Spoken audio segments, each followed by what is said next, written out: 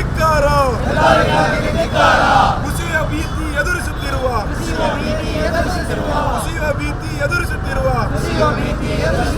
ಕಮಾನು ಸೇತುವೆಗೆ ಪರ್ಯಾಯವಾಗಿ ನೂತನ ಸೇತುವೆ ಕಾಮಗಾರಿಯು ಮಂಗಳೂರು ಸುರತ್ಕಲ್ ರಾಷ್ಟ್ರೀಯ ಹೆದ್ದಾರಿ ಮಂಗಳೂರು ನಗರಕ್ಕೆ ಕಪ್ಪು ಚುಕ್ಕೆ ಮಂಗಳೂರು ನಗರಕ್ಕೆ ಕಪ್ಪು ಚುಕ್ಕೆ ಅವ್ಯವಸ್ಥೆಗಳನ್ನು ಸರಿಪಡಿಸಲಾಗದ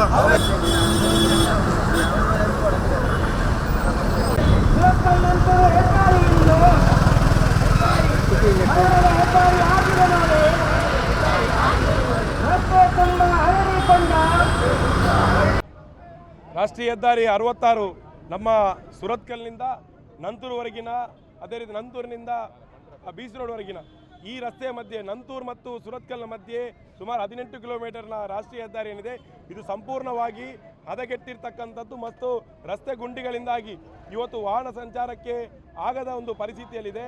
ವಾಹನದಲ್ಲಿ ಆ ಒಂದು ರಾಷ್ಟ್ರೀಯ ಹೆದ್ದಾರಿ ಅಂದರೆ ಬಹಳ ವೇಗವಾಗಿ ಹೋಗುವಂಥ ರಸ್ತೆ. ಆ ರಸ್ತೆಯ ಮಧ್ಯದಲ್ಲಿ ಆಗಿರ್ತಕ್ಕಂಥ ಹೊಂಡಗಳಿಗೆ ಬಿದ್ದು ಪ್ರತಿನಿತ್ಯ ಕೂಡ ವಾಹನ ಸವಾರರು, ದ್ವಿಚಕ್ರ ವಾಹನ ಸವಾರರು ಪ್ರತಿನಿತ್ಯ ಕೂಡ ಸಾವಿಗೀಡಾಗುವಂಥದ್ದು ಮತ್ತು ಕೈಕಾಲು ಮುರಿದುಕೊಂಡು ನೋವು ಅನುಭವಿಸ್ತಕ್ಕಂಥ ಒಂದು ವಾತಾವರಣ ಇದೆ. ಇವತ್ತು ಈ ಒಂದು ರಾಷ್ಟ್ರೀಯ ಹೆದ್ದಾರಿಯ ಈ ರೀತಿಯ ನಿರ್ಲಕ್ಷ್ಯವನ್ನು ವಿರೋಧಿಸಿ ನಾವು ಇವತ್ತು ಹೋರಾಟವನ್ನು ಮಾಡ್ತಾ ಇದ್ದೇವೆ. ಅದರ ಜೊತೆಯಲ್ಲಿ ಇವತ್ತು ನಂತೂರು ಸರ್ಕಲ್ ಏನಿದೆ ಅದು ಮಂಗಳೂರು ನಗರಕ್ಕೆ ಒಂದು ಪ್ರಧಾನವಾದಂಥ ಒಂದು ದ್ವಾರ, ಮಂಗಳೂರು ನಗರಕ್ಕೆ ಸ್ವಾಗತ ಮಾಡ್ತಕ್ಕಂಥ ಒಂದು ಸರ್ಕಲ್. ಅಲ್ಲಿಯೇ ಪ್ರತಿನಿತ್ಯವೂ ಕೂಡ ವಾಹನ ದಟ್ಟಣೆ ಇವತ್ತು ಯಾವ ರೀತಿಯಲ್ಲಿದೆ ಅಂತ ಹೇಳಿದ್ರೆ, ಒಂದು ನಂತೂರು ಸರ್ಕಲ್ನ ದಾಟಬೇಕಾದ್ರೆ 30 ರಿಂದ 45 ನಿಮಿಷ ಆ ಸರ್ಕಲ್ನಲ್ಲಿ ನಿಲ್ಲಬೇಕಾದಂಥ ಪರಿಸ್ಥಿತಿ. ಆ ಒಂದು ವಾಹನ ದಟ್ಟಣೆಯನ್ನು, ಸಂಚಾರ ದಟ್ಟಣೆಯನ್ನು ನಿಯಂತ್ರಣ ಮಾಡಲಿಕ್ಕೆ ಮೇಲ್ಸೇತುವೆ ಮಾಡಬೇಕು ಅಂತ ಹೇಳಿ ಕಳೆದ 10 ವರ್ಷಗಳಿಂದ ಕೇಳ್ತಾ ಇದ್ರು ಕೂಡ ಇವತ್ತಿನವರೆಗೆ ಕೂಡ ಅಲ್ಲಿ ಕಾಮಗಾರಿಗಳು ಆಗ್ತಾ ಇಲ್ಲ. ಇನ್ನೊಂದು ನಮ್ಮ ಸುರತ್ಕಲ್ನ ಹೋಗುವಂಥ ಸಂದರ್ಭದಲ್ಲಿ ಕೂಳೂರು ನದಿಯ ಮೇಲೆ ಹಾಕಿರ್ತಕ್ಕಂಥ ಸೇತುವೆ, ಆ ಕಮಾನು ಸೇತುವೆ ಬಹಳ ಹಳೆಯ ಕಾಲದ್ದು, ಅದು ಇವತ್ತು ಕುಸಿಯುವ ಭೀತಿಯಲ್ಲಿದೆ.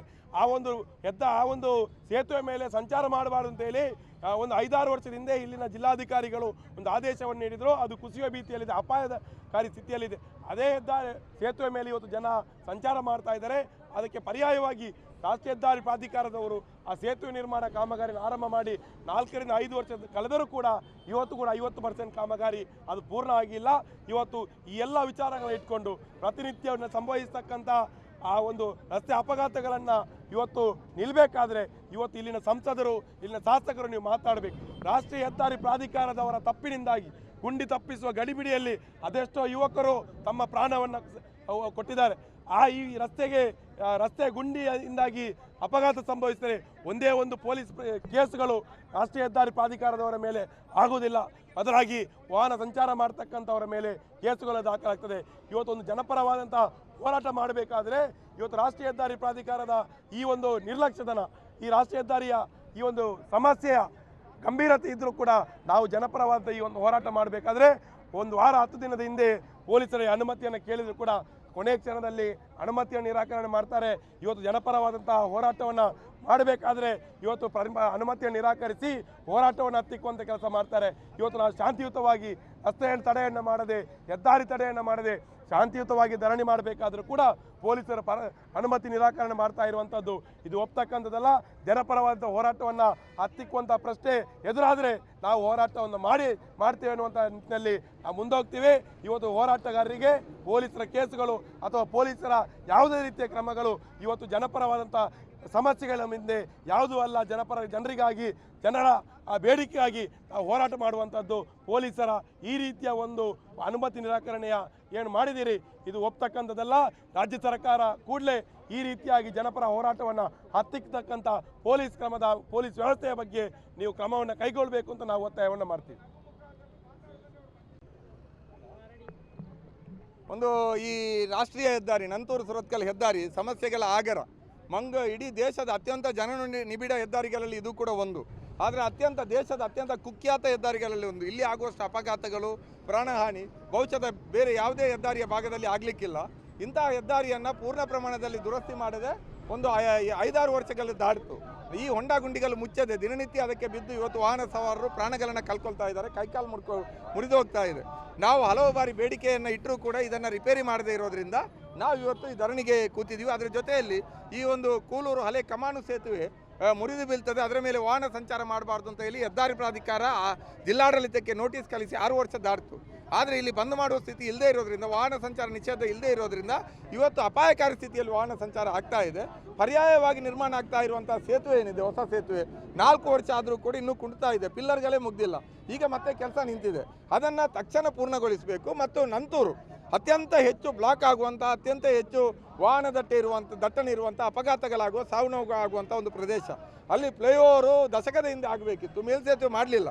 ಇತ್ತೀಚೆಗೆ ನಮ್ಮೆಲ್ಲರ ಬೇಡಿಕೆಯಿಂದ ಅಲ್ಲಿ ಕಾಮಗಾರಿ ಆರಂಭ ಮಾಡಿದ್ದಾರೆ, ಮತ್ತೆ ಕಾಮಗಾರಿ ನಿಂತಿದೆ. ಇನ್ನು ವಿವಿಧ ಕಾರಣಗಳನ್ನ ಹೇಳ್ತಾ ಇದ್ದಾರೆ. ಅದರಿಂದಾಗಿ ಅದಕ್ಕೆ ಒಂದು ಕಾಲಮಿತಿಯನ್ನು ನಿಗದಿ ಮಾಡಿ ವೈಜ್ಞಾನಿಕವಾಗಿ ಮೇಲ್ಸೇತುವೆ ನಿರ್ಮಾಣ ಮಾಡಬೇಕು ಅನ್ನೋಂಥ ಬೇಡಿಕೆ ಇಟ್ಕೊಂಡು ನಾವು ಒಂದು ಧರಣಿಗೆ ತೀರ್ಮಾನ ಮಾಡಿದ್ವಿ. ಸಾಂಕೇತಿಕವಾದಂಥ ಒಂದು ಶಾಂತಿಯುತವಾದ ಧರಣಿ. ಆದರೆ ಪೊಲೀಸ್ ಕಮಿಷನರ್ ನಾವು ಅರ್ಜಿ ಹಾಕಿ 12 ದಿನ ಆದರೂ ಕೂಡ ಇವತ್ತು ಕೊನೆಯ ದಿನ ನಮಗೆ ನೋಟಿಸ್ ಜಾರಿ ಮಾಡಿ, ನೀವು ಧರಣಿ ಮಾಡುವಂಗಿಲ್ಲ, ನೀವು ಪ್ರತಿಭಟನೆ ಮಾಡುವಂಗಿಲ್ಲ, ನೀವು ಹೆದ್ದಾರಿ ಇಲಾಖೆ ಅನುಮತಿ ಪಡೆದಿಲ್ಲ, ನಗರ ಪಾಲಿಕೆ ಅನುಮತಿ ಪಡೆದಿಲ್ಲ ಅಂತ ಏನೇನೋ ನೆಪಗಳನ್ನು ಹೇಳಿ ನಮಗೆ ನೋಟಿಸ್ ಜಾರಿ ಮಾಡಿದ್ದಾರೆ. ನಾವು ಇದನ್ನು ಖಂಡಿಸ್ತೀವಿ. ಆದರೆ ನಾವು ನಮ್ಮ ಪ್ರತಿಭಟನೆಯನ್ನು ಕೈ ಬಿಡ್ತಾ ಇಲ್ಲ. ನಮಗೆ ಇವತ್ತು ಟೆಂಟ್ ಹಾಕಲಿಕ್ಕೆ, ಶಾಮಿಯಾನ ಹಾಕಲಿಕ್ಕೆ ಅವ್ರು ಬಿಟ್ಟಿಲ್ಲ, ಧ್ವನಿವರ್ಧಕ ಬಳಸಲು ಅವ್ರು ಬಿಟ್ಟಿಲ್ಲ. ಆದರೂ ಕೂಡ ನಾವು ಬಿಸಿಲಲ್ಲಿ ಕೂತಿದ್ದೀವಿ. ನಮ್ಮ ಮನೆಗೆ ತಗೊಂಡು ಹೋಗ್ಲಿಕ್ಕಲ್ಲ, ನಾವೇನು ತೀವ್ರವಾದಿ ಸಂಘಟನೆಗಲ್ಲ. ಪೊಲೀಸ್ ಕಮಿಷನರ್ ಅವರ ಈ ನಡೆ ಅತ್ಯಂತ ಅಪಾಯಕಾರಿ. ಜನಪರ ಚಳವಳಿಗಾರರನ್ನು, ಇಲ್ಲಿಯ ನಾಗರಿಕರನ್ನು ಅವರು ಕೆಟ್ಟದಾಗಿ ನೋಡ್ತಾರೆ. ಅವರ ಕಚೇರಿಗೆ ಹೋದರೂ ಕೂಡ ಒಬ್ಬ ನಾಗರಿಕನಿಗೆ ಕನಿಷ್ಠವಾದಂಥ ಒಂದು ಬೆಲೆಯನ್ನು ಕೂಡ ಅವರು ಕೊಡೋದಿಲ್ಲ. DCP law and order Goyal ಅವರು ಹೇಳ್ತಾರೆ, ನೀವು ಹೋರಾಟಗಳನ್ನೆಲ್ಲ ಪ್ರಚಾರಕ್ಕೆ ಮಾಡೋದು, ತೆವಲಿಗೆ ಮಾಡೋದು ಅನ್ನೋ ರೀತಿಯಲ್ಲಿ ಮಾತಾಡ್ತಾರೆ. ಇಂತಹ ಕೆಟ್ಟ ಅಧಿಕಾರಿಗಳನ್ನು ಇಲ್ಲಿ ಯಾಕೆ ಇಟ್ಟಿದ್ದಾರೆ ಅಂತ ನಮಗೆ ಗೊತ್ತಾಗ್ತಾ ಇಲ್ಲ. ಇವರು ಈ ಸರ್ಕಾರದ ಮಾನ ಮರ್ಯಾದೆಯನ್ನು ಕೂಡ ಕಲಿತಾ ಇದ್ದಾರೆ. ನಾವು ಅವರಿಗೆ ಸವಾಲಾಗ್ತೀವಿ, ಕಮಿಷನರ್ ಅವರಿಗೆ, ನಿಮ್ಮ ಆದೇಶವನ್ನು ಧಿಕ್ಕರಿಸಿ ನಾವು ಇವತ್ತು ಧರಣಿಯನ್ನು ಮಾಡ್ತಾ ಇದ್ದೀವಿ. ಈಗಾಗಲೇ ನಮ್ಮ ಮೇಲೆ BJPಯ ನೀತಿಗಳ, ಶಾಸಕರ ಸಂಸದರ ನೀತಿಗಳನ್ನ ಪ್ರಶ್ನೆ ಮಾಡಿದ್ದಕ್ಕೆ 2 ಸಲ FIR ಹಾಕಿದ್ದೀರಿ. ಇವತ್ತು ಕೂಡ FIR ಹಾಕ್ಬೋದು. ಆದರೆ ನೀವು FIR ಹಾಕೋದಿಲ್ಲ. ನಾವು ಇಲ್ಲಿ ಧರಣಿ ಕೂತಿದ್ದೀವಿ. ನಿಮಗೆ ಧೈರ್ಯ ಇದ್ದರೆ ನಮ್ಮನ್ನು ಬಂಧಿಸಿ, ನಿಮ್ಮ ಮಾತಿಗೆ, ನಿಮ್ಮ ನೋಟಿಸ್ಗೆ ನೀವು ಬದ್ಧರಾಗಿದ್ದರೆ ನಮ್ಮನ್ನು ಬಂಧಿಸಿ ನ್ಯಾಯಾಲಯದ ಮುಂದೆ ಹಾಜರುಪಡಿಸಿ ಅನ್ನುವಂಥ ಒಂದು ಸವಾಲನ್ನು ಕೂಡ ನಾವು ಅವರಿಗೆ ಹಾಕ್ತೀವಿ. ಮಂಗಳೂರಿನಲ್ಲಿ ಇವತ್ತು ಮಂಗಳೂರು ಕ್ರೈಮ್ ಸಿಟಿ ಆಗಿದೆ, ಕೊಲೆಗಳು ನಡೀತಾ ಇದೆ. ಇಲ್ಲಿ ವೇಶ್ಯಾವಾಟಿಕೆ ದಂಧೆ ಇದೆ, ಮಸಾಜ್ ಪಾರ್ಲರ್ ದಂಧೆ ಇದೆ, ಅಕ್ರಮ ಮರಳುಗಾರಿಕೆ ದಂಧೆ ಇದೆ, ಮಟ್ಕಾ ಇದೆ, ಬೆಟ್ಟಿಂಗ್ ಇದೆ, ಸಿಂಗಲ್ ನಂಬರ್ ನಡೀತಾ ಇದೆ, ಜೂಜುಗಳು ನಡೀತಾ ಇದೆ. ಇದೆಲ್ಲಕ್ಕೂ ಕೂಡ ಪೊಲೀಸ್ ಕಮಿಷನರ್ ಅನುಪಮ ಅಗರ್ವಾಲ್ ಅವರ ಕುಮ್ಮಕ್ಕಿದೆ. ನಾವು ಯಾವುದೇ ಪ್ರತಿಭಟನೆಗಳನ್ನು ಇಡೀ ಕಮಿಷನರ್ ವ್ಯಾಪ್ತಿಯಲ್ಲಿ ರೇಷನ್ ಕಾರ್ಡ್ ಇದ್ದಿರ್ಬೋದು, ಕುಡಿಯುವ ನೀರು ಇದ್ದಿರ್ಬೋದು, ರಸ್ತೆ ಇರ್ಬೋದು, ಬೇರೆಲ್ಲೂ ಮಾಡುವಂಗಿಲ್ಲ. ಬಂದು ನಾವು ಮಿನಿ ವಿಧಾನಸೌಧದ ಮುಂದೆ ಮಾಡಬೇಕು ಅಂತ ಹೇಳಿದ್ದಾರೆ. ಈ ದಂಧೆಗಳನ್ನು ಕೂಡ ಅಲ್ಲೇ ಮಾಡಿಸ್ಲಿ. ಏನಿದೆ ಮಸಾಜು ಪಾರ್ಲರು, ಇಸ್ಪೀಟ್ ದಂಧೆ, ಅಕ್ರಮ ಮರಳು ದಂಧೆ, ಬೆಟ್ಟಿಂಗ್ ದಂಧೆ, ಇದೆಲ್ಲವನ್ನು ಕೂಡ ಒಂದೊಂದು ಟೆಂಟ್ ಹಾಕಿ ಕೊಡಲಿ ಅವರು ಇಲ್ಲಿ ಮಿನಿ ವಿಧಾನಸೌಧ ಮುಂದೆ. ಅದೇ ನಡೀಲಿ. ಏನಿದು ಮಂಗಳೂರಿನಲ್ಲಿ ಜನರ ಹೋರಾಟಗಳಿಗೆ ಏನು ಬೆಲೆ ಇಲ್ವಾ? ನಾವೇನು ತೀವ್ರವಾದಿ ಸಂಘಟನೆಗಳ ನಮ್ಮನ್ನು ನೋಟಿಸ್ ಕೊಟ್ಟು ಬೆಳಿಗ್ಗೆ ನನ್ನ ಮನೆಗೆ ಪೊಲೀಸ್ ಕಳಿಸಿದ್ದಾರೆ. ಇವತ್ತು ಏನು ನಾವು ಉಗ್ರಗಾಮಿಗಳ ಟೋಲ್ ಗೇಟ್ನ ತೆರವುನಂಥ ಹೋರಾಟವನ್ನು 6 ವರ್ಷಗಳ ಕಾಲ ನಡೆಸಿದ್ದೀವಿ. BJP ಸರ್ಕಾರ ಇರುವಾಗಲೂ ಇಷ್ಟು ನಮ್ಮ ಮೇಲೆ ದಬ್ಬಾಳಿಕೆ ಆಗಿರಲಿಲ್ಲ. ಕಾಂಗ್ರೆಸ್ ಸರ್ಕಾರದಲ್ಲಿ BJP ನೀತಿಗಳನ್ನು ಇವರು ಜಾರಿಗೊಳಿಸ್ತಾ ಇದ್ದಾರೆ. MP MLAಗಳಿಗೆ ಬೇಜಾರಾಗುವಂಥ ಯಾವುದೇ ಕಾರ್ಯಕ್ರಮ ಮಾಡಲಿಕ್ಕೆ ಅವಕಾಶ ಕೊಡ್ತಾ ಇಲ್ಲ. BJP ಅವರಾದರೆ ರಸ್ತೆ ತಡೆ ಮಾಡಿ ದಿನನಿತ್ಯ ಕಾರ್ಯಕ್ರಮಗಳನ್ನು ಅನುಮತಿ ಇಲ್ಲದೆ ಮಾಡ್ಬೋದು. ನಾವು ಜನಪರರು ಯಾವುದೋ ಜನರ ಬೇಡಿಕೆ ಇಟ್ಕೊಂಡು ಒಂದು ಸಾಂಕೇತಿಕ ಧರಣಿ ಮಾಡ್ತೀವಿ ಅಂತ ಹೇಳಿದರೆ ನಮಗೆ ಅನುಮತಿ ಇಲ್ಲ. ಅಂದರೆ ಕಮಿಷನರ್ ಅವರ ಈ ಫ್ಯಾಸಿಸ್ಟ್ ಮನೋಸ್ಥಿತಿಯನ್ನು, ಫ್ಯಾಸಿಸ್ಟ್ ಮನೋಭಾವವನ್ನು ನಾವು ಒಪ್ಪೋ ಪ್ರಶ್ನೆ ಇಲ್ಲ. ನಾವು ಮುಂದಿನ ಹೋರಾಟ ರೇಷನ್ ಕಾರ್ಡ್ ಇರಲಿ, ಕುಡಿಯುವ ನೀರು ಇರಲಿ, ರಸ್ತೆ ಹೊಂಡ ಇರಲಿ, ನಾವು ಕಮಿಷನರ್ ಕಚೇರಿಗೆ ಮೆರವಣಿಗೆ ಹೋಗಿ ಅವರಿಗೆ ಮನವಿ ಕೊಡುವಂಥ ಪ್ರತಿಭಟನೆಯನ್ನು ಮಾಡ್ತೀವಿ. ಮತ್ತು ಕಮಿಷನರ್ ಅನುಪಮ್ ಅಗರ್ವಾಲ್ ಅವರನ್ನು ಮಂಗಳೂರಿಂದ ವರ್ಗಾವಣೆ ಮಾಡಬೇಕು.